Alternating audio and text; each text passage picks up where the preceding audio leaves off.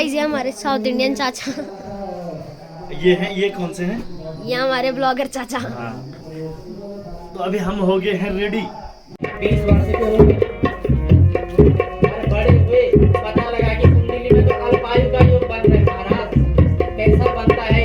हर किसी को मौका नहीं मिलता है, जो मौका मुझे मिला और मैं अपने जो कथा व्यास है उनकी पूरी सेवा करूंगा, तभी मुझे भी मेवा मिलेगा।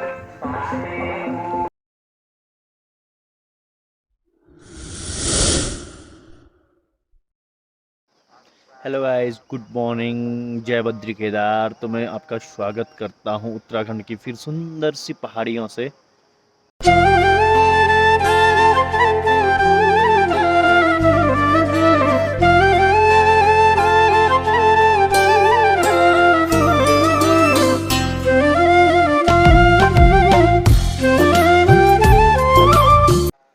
तो आज फिर तुम्हारा भाई पैदल पैदल गांव में जा रहा है, और कभी कभी पैदल चलना भी चाहिए, स्वास्थ्य के लिए बहुत ही लाभदायक होता है पैदल चलना।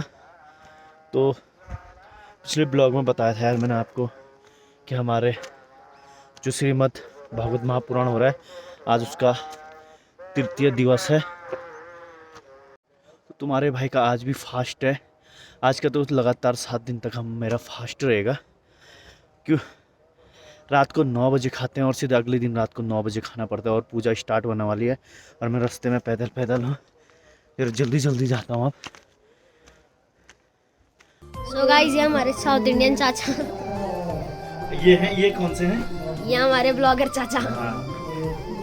तो अभी हम हो गए हैं रेडी, पूजा के लिए रेडी हो गए हैं। थोड़ी लेट भी हो गई है, चलो कोई नहीं, चलेगा इनका तो इतना चलता है। श्रीमद् भागवत पुराण की कथा धोतियां ऐसी पहनी जाती है। ये दोस्तों देखो, ये हमारी चाची,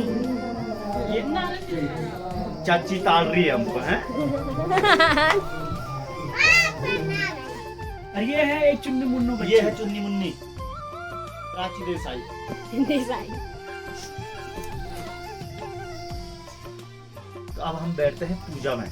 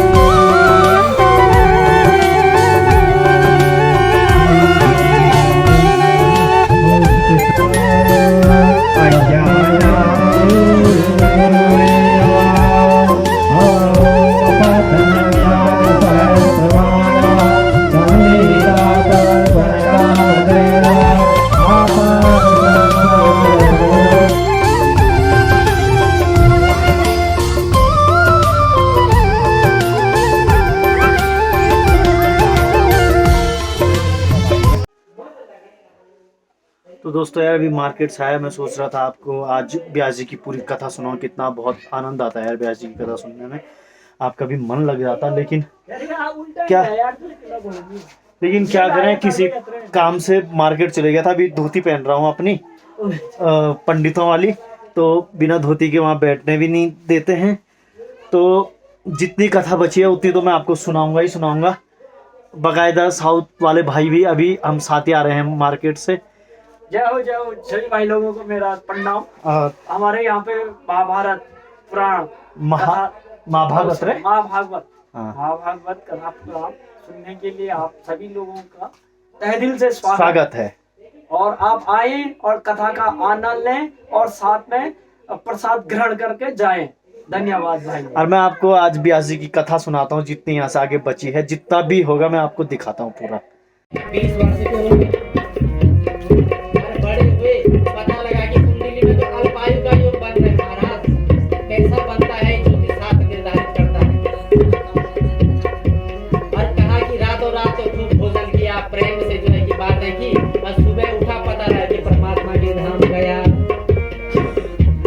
मिट्टी के समान यह जीवन है, कागज के पुतले के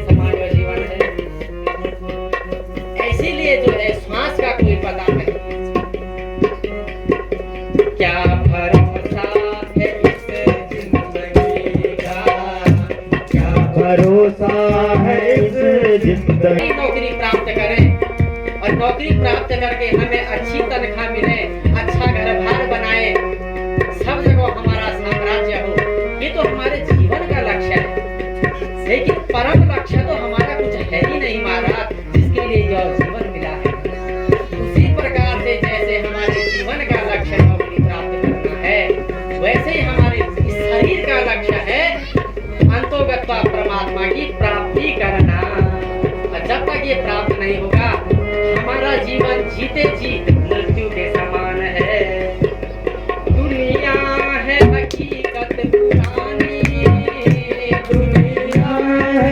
हकीकत पुरानी, दुनिया है हकीकत पुरानी, दुनिया है हकीकत पुरानी, चलते रुकना है इसकी रवानी, चल के रुकना है इसकी रवानी, चलते रुकना है इसकी रवानी।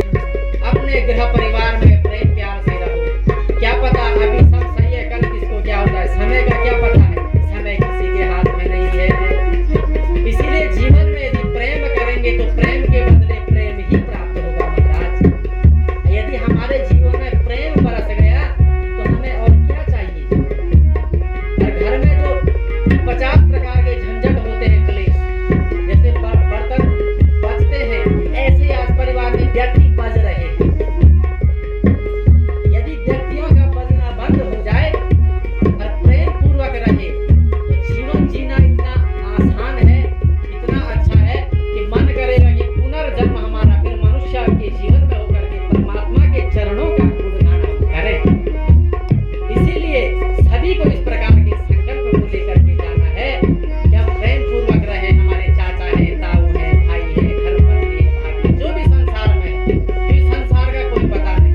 कभी माँ थी, आज माँ भी चली गई, पिता थे, पिता भी चले गए। आज हम हैं, हम भी जाएंगे, कल कोई और आएगा, परसों कोई और आएगा। ये तो जीवन चक्रार पंथ भाग्य पंथ, जीवन का यो सार है।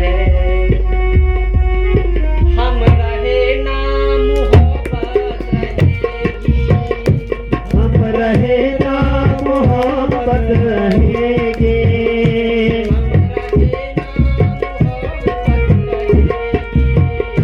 हम रहे ना मोहब्बत रहेगी।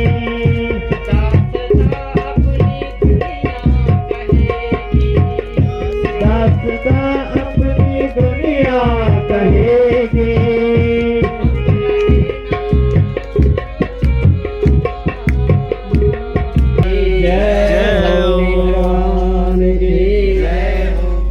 श्रीमद्भागवत महापुराण की जय हो। इसी प्रकार से जब सुखदेव जी महाराज जी ने राजा परीक्षित को कहा कि राजन, जो मरण धर्मा है उसके लिए क्या करना चाहिए, उसके लिए सबसे पहले आसन में बैठना चाहिए। और जो है आसन में बैठ करके जितासनो जितस्पासो जित सर्गो जितेन्द्रिय स्थूलो भगवतो रूपे मनोसंदार योधितः। बड़े गूढ़ विषय हमारे पास है, समय इतना नहीं हो पाता है। कभी भगवान अच्छा समय दे। जो कथा हमने भागवत से तो पढ़ी है, अन्यथा इसमें 15 ग्रंथों का संग्रह करके हमने अपना एक अलग सा बनाया है। अगर 1 महीने भी ये कथा चले तो मुझे लगता है ये कम ही है। इतने प्रसंग परमात्मा की कृपा से हमने अनुसंधान करके इसमें बनाया था। इसीलिए समय का न होते हुए परीक्षित जो है आसन पर बैठे। आसन पर बैठ करके जो है सुखदेव ने सारा ज्ञान दे करके और अंतर्गतवा क्या हुआ, भागवत की कथा प्रारंभ हो गई। जब कथा प्रारंभ हुई तो सद्यो मुक्ति और क्रम मुक्ति का ज्ञान दिया। सद्यो मुक्ति किसे कहते हैं कि जो साक्षात अच्छा कर्म करे और सीधा ब्रह्मलोक को चलेगी। अक्रम मुक्ति कहते हैं किसको, कि संसार के भोग भी किया, लास्ट में भगवान के धाम पधार गए। उदाहरण के लिए कोई जो जैसे हवाई जहाज में बैठा दिल्ली से वो दुबई पहुंच गया, उसे कहते हैं सद्यो मुक्ति। और क्रम मुक्ति कोई जो है कि नंदानगर से दिल्ली गया और वहां से वो ट्रेन से होते हुए कहाँ गया, दुबई, वहां से जहाज में बैठे हुए दुबई गया, वो हो गया क्रम मुक्ति के दृष्टांत इस माध्यम से आप समझेंगे। तो सद्यो मुक्ति से परमात्मा की प्राप्ति होती है, इनका वर्णन किया। सुखदेव जी ने कहा राजन, इसी प्रकार से जिन जिन देवताओं की आप कामना करोगे, जिन जिन देवता की आप भक्ति करोगे तो आपको शक्ति मिलेगी। यदि हम चाहते हैं कि हम जो है कि युवा बने रहे, बूढ़े ना हो कभी, हमारी मूंछ ऐसे ही चमकती रहे, तो हमको अश्विनी कुमारों का पूजन करना चाहिए। अश्विनी कुमार अगर हम उनकी सिद्धता प्राप्त करने चाहेंगे तो हम युवा रहेंगे। फिर पुष्टि की प्राप्ति कैसे होती है? पृथ्वी की पूजा करके। यदि हमें प्रतिष्ठा प्राप्त करनी है, मान सम्मान, तो आप पृथ्वी यानी आकाश की पूजा करें। यदि आपको लगता है कि मुझे जो है कि बहुत सुंदर बनना है, तो आप किसकी? गंधर्वों की पूजा करें। यदि आपको लगता है कि मुझे जो है कि सुंदर पत्नी चाहिए, मतलब अच्छी पत्नी हो, गुण भी अच्छे हो, देखने में भी अच्छे हो और बातों में भी अच्छे हो, तो आप उर्वशी की आराधना करें, तब आपको पत्नी मिलेगी। ऐसे नहीं मिलने वाली अच्छी पत्नी। अच्छी पत्नी के लिए उतने आपको मेहनत भी करना पड़ेगा। उर्वशी देवी के शरण में जाकर उनका जप तप अनुष्ठान करके फिर आपको जो है कि पत्नी मनोरमां देहि मनोभृतानुसारिणी, तब जाकर से मंत्र का जप करके आपको वैसी पत्नी की प्राप्ति होगी। आपको लगता है कि मुझे यश की प्राप्ति चाहिए, तो यज्ञ पुरुष को प्रणाम करें। धन के लिए वरुण देवता को, विद्या प्राप्ति के लिए आपको लगता है मुझे विद्वान बनना है, तो शंकर के चरणों में चले जाओ। कर्पूरा गौरम करुणावतारम, कर्पूर गौरम करुणावतारम,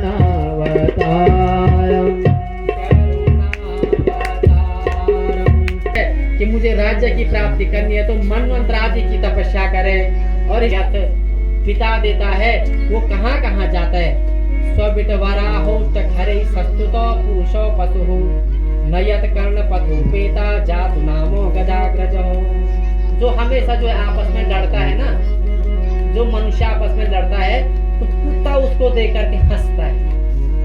अब आपको लगता नहीं वो कुत्ता हंस रहा है, तो कुत्ता को हंसने का वरदान है ही नहीं, वो अंदर ही अंदर हंसता है, लेकिन हम देख नहीं पाते। क्यों हंसता है? कि देखो हम कुत्ते भी आपस में रगड़ा झगड़ा करते हैं रोटी के टुकड़े के लिए, देखो इंसान भी ऐसा करता है। इसका मतलब इसमें और मेरे में कोई अंतर नहीं है, इसीलिए कुत्ता प्रसन्न होता है। तो क्यों हम कुत्ते की जैसे अपने जीवन की परिभाषा को बनाएं? फिर कहते हैं बिटबरा सुकरा, सुकर यानी सुअर। सुअर देखता है कि देखो हम भी जो है पड़े पड़े खाते हैं, गंदगी में पड़े रहते हैं, कोई शुद्ध नहीं, कोई बुद्ध नहीं, किसी ने गलत खान पान किया तो कोई रास्ते में पड़ा हुआ है, देखो वहाँ पे सुअर हंसता है अंदर, देखो इसमें और मेरे में कोई अंतर नहीं है, ये भी मेरे जैसा है। ठीक, तो सुअर बहुत प्रसन्न हो जाता है। फिर कहते हैं ऊंट, तीसरा उपमा किया ऊंट का। जो व्यक्ति सोचता है कि मैं इतना बड़ा अभी मतलब हूँ, मेरे पास इतना धन संपत्ति है, नौकरी है, चाकरी है, मेरा घर यहाँ भी है वहाँ भी है, जो अहम में रहता है, कहता है कि मेरे बराबर तो कोई है ही नहीं जी दुनिया में, जो हूँ मैं हूँ, तो उसको देख कर ऊंट हंसता है। ऊंट ऐसे करके हंसता है, कहता है देख मैं भी अभिमान में आगे चलता हूँ और ये भी ऐसे करता है, इसमें और मेरे में कोई अंतर नहीं है। इसीलिए ऊंट कहता है कि देख मैं तो खैर ऊपर ऊपर देखता हूँ, ये ऊपर ही देख रहा है। फिर कहते हैं गधा कि देखो ये मनुष्य इतना जो है कुटुंब भरण में लगे हुए हैं, कभी बच्चों की सेवा में, कभी परिवार की, मंदिर की सेवा नहीं करनी, धर्म की नहीं, कहीं भी नहीं। तो गधा सोचता है देखो ये भी खाने पीने में लगा है, मैं भी गधा हूँ, खा पी के लेटे रहता हूँ, मेरे जैसा ही है। तो गधा को लगता है यार इसमें और मेरे में क्या बराबरी है। अरे इस चीज को सोच करके अपने मनोबल को बढ़ाता है और फिर सो जाता है और जीवन को जीता है आराम से। तो मनुष्य की स्थिति 7 प्रकार के जीव के समान हो गई है। इस प्रकार का ज्ञान दिया। और जो कान भगवान का गुणगान न करे, श्रवण न करे, उसका जीवन सदैव जो है आधा होता है। बिले बरुरुक्रम त्रिकमान येन शृणुत कर्णपुटे नरस्य जिह्वा सते दादुने वसुतन चोपागत्युरुकाय गातः। जो कान बल भगवान का पूजन न करे, भगवान के कथा को न सुने, भजन को न सुने, वो कान किसके समान है? बिल के समान है, जहाँ जो है कि चूहा रहता है। बिल तो खुला रहता है ना, वहाँ कोई भी आगे घुस गया। ऐसे बिल के समान वो कान है। और जो मुंह भगवान का संकीर्तन नहीं करता है तो उसका नाम क्या है? दाद्वै वसुधर कहा है। वो जो है मेंढक की जैसे है, तर तर करते रहता है। तो यही करेगा भगवान का गुणगान, तर तर जैसे मेंढक करता है, ऐसा है। फिर कहा कि जो हाथ भगवान की सेवा नहीं करते हैं तो वो इंसान जीते जी भी मुर्दे के समान है। देखो भागवत जी ने कहा है, सुखदेव जी परीक्षित जी को कह रहे हैं, मैं अपनी तरफ से कुछ नहीं कह रहा, सारे भागवत जी कह रहे हैं। और उसके बाद हम ऐसा करेंगे तो हमसे बड़ा पशु तो कोई नहीं हो सकता। ठीक, इसीलिए कहा कि जो अपने पैरों से चल करके भगवान की यात्रा नहीं कर सकता है, अपने काम के लिए तो कहां से आ जाएगा 4 बजे उठ करके, मुझे लकड़ी अभिमान है ना जी, मेरे बदौलत तो एक है, 1 पहला अक्षर है। ठीक, अब एक यानी पहला अंक सोचे कि शून्य, ये अपने को अभिमान मान रहा तो मैं निकला, और जब एक वहां से निकला 0 बटे 0, तो 0 का क्या महत्व रह गया? इसीलिए शून्य की जैसे अभिमान मत करो, उसमें महत्व एक का भी है। इसीलिए हे राजन, इस चीज तो है, राम नाम का अंक लेकर के आगे बढ़ो। राम नाम तो अंक है, सब साधन है सुन, अंक गए कचुहातन, अंक रहे 10 भून। वो शून्य भी गए, अंक भी गए, कोई चीज हाथ नहीं आया, लास्ट में पछताया। सुखदेव जी ने ये बात सुनी, संपूर्ण वर्णन किया, सृष्टि का वर्णन सुनाया कि सृष्टि कैसे उत्पन्न हुई। कहा कि महत्व से अहंकार, वहाँ से सत्व रज और तम 3 जो है गुण है उनकी उत्पत्ति हुई। वहाँ से पंच तत्वों का, पंच ज्ञानेंद्रिय कर्मेंद्रियों की उत्पत्ति हुई। और उसके बाद जो है उत्पत्ति होने के बाद मनुष्य का जीवन आगे बढ़ा। इस प्रकार सुखदेव जी ने राजा परीक्षित को संपूर्ण ज्ञान दिया और कहते हैं कि प्रभु संसार की उत्पत्ति कैसे हुई। एक दिन जो है नारद जी, शौनकादि ऋषियों ने पूछा सूत जी से, परीक्षित जी भी पूछ रहे हैं सुखदेव जी से कि गुरुदेव ये बताओ इस संसार की रचना कैसे हुई, ये सृष्टि की रचना कैसे हुई बताओ। तो सुखदेव जी ने कहा परीक्षित, एक दिन नारद जी ने यही प्रश्न जो है अपने पिताजी से किया, ब्रह्मा जी से। तो पिता कहा कि ब्रह्मा जी पिताजी आप बताओ इस सृष्टि आप ही करते हैं कोई और करते हैं? तो ब्रह्मा जी ने कहा कि बेटा ये सृष्टि की रचना मैं नहीं करता हूँ, मेरे ऊपर भी कोई अधिकारी बैठा हुआ है, जब वो वहाँ से साइन करेंगे तभी मैं यहाँ फाइल पे साइन कर पाता हूँ। तो कौन है? कहा कि वो साक्षात नारायण है। जब नारायण चाहे तभी मेरे जीवन में कोई भी कार्य होना संभव होता है। तो नारायण जो सबसे पहले नारायण जी थे, ज्ञानम परम गुह्यम में यद विज्ञान समन्वितम सरहचम तन्वगम च ग्रहणो गदितम मया। तो ज्ञान के परम जो है कि विद्वान है, परम विद्वान है हमारे नारायण, त्रिलोकी तत्वनाथ हैं। तो सबसे पहले नारायण हुए और नारायण ने कैसे उत्पन्न किया सृष्टि को? अहमेवा समेवाग्रे नान्यद् यत् सत्परं पश्चादहं यदि तत्तो यो वसिष्ठे सयुष्म्यहं ऋतेतं यत् प्रतीयेत न प्रतीयेत चात्मनि तद्विद्यादात्मनो मायां यथा भासो यथा तमः। अहमेवा समेवाग्रे, अहमेवा मीन्स मेरे से पहले यहाँ कोई था, मैं ही था, इस संसार में कोई था ही नहीं। अहमेवा समेवाग्रे, अग्रे मतलब कोई भी संसार में पहले नहीं था। इस संसार जलमय था, जलमय होने के कारण इस संसार की रचना मैंने किया, नारायण। तो नारायण ने जब संसार की रचना की तो एक आवाज़ सुनाई दी, तपो। तो ब्रह्मा जी ने तप सुना, पहले तो फिर पो, और 2 शब्द जब ब्रह्मा के कान में पड़े, ब्रह्मा जी ने कहा कि ये तो और तो तप क्या हुआ? तो जब दोनों का समास किया, संधि हुई, संधि से समास किया तो समास बन गया तप। तो ब्रह्मा जी समझ गए कि परमात्मा संकेत देते हैं।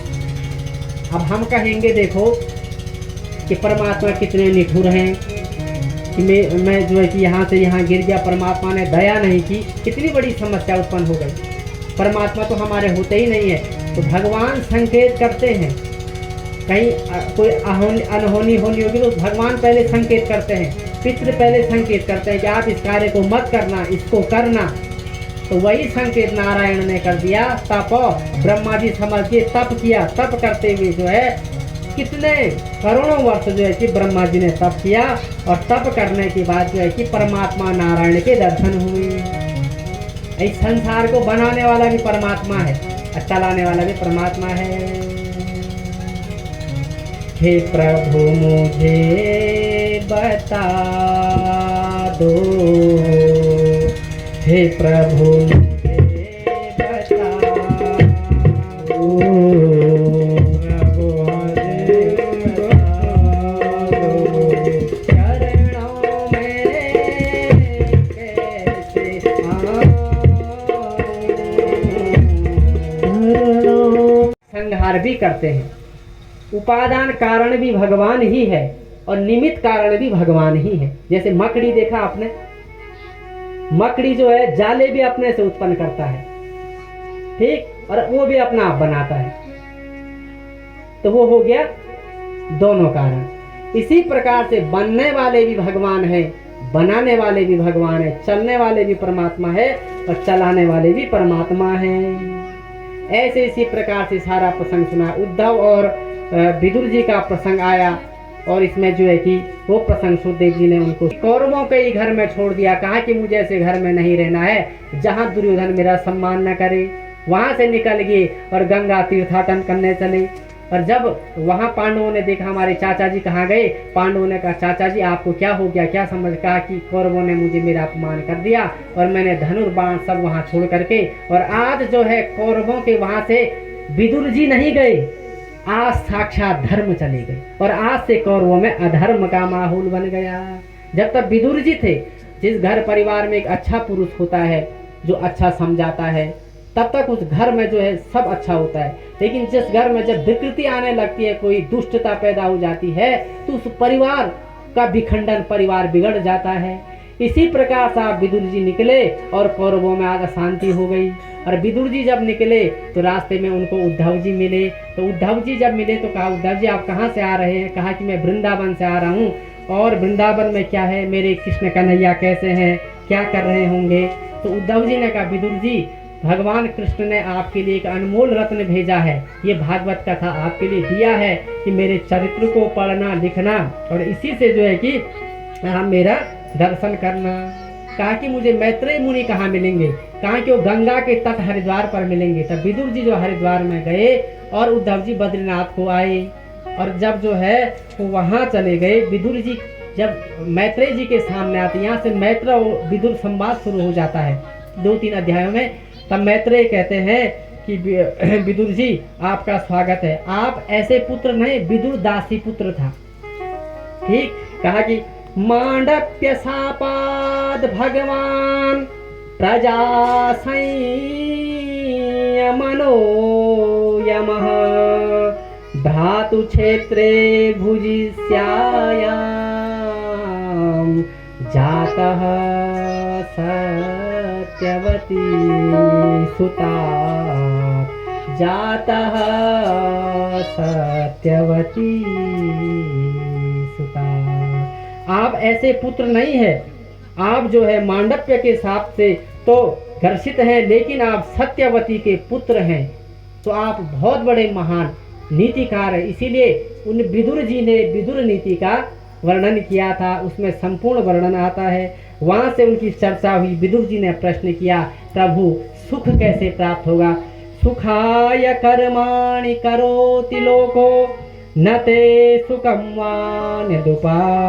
और कल की जो कथा है, कृष्ण जन्मोत्सव होना है, प्रसंग बहुत अभी ज़्यादा है, कल हम थोड़ा शॉर्ट में चलेंगे।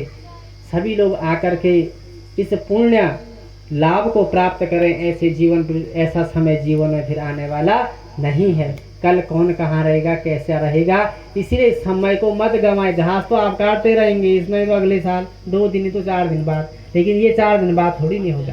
इसीलिए जो भी जहाँ व्यस्त है आप आइए, इस कथा का रसपान करिए, अपने जीवन को कल्याणमय कीजिए, अपने घर परिवार में राम रस रूपी राम राज्य बनाइए। और सीताराम जी महाराज की जय। ओम जले जल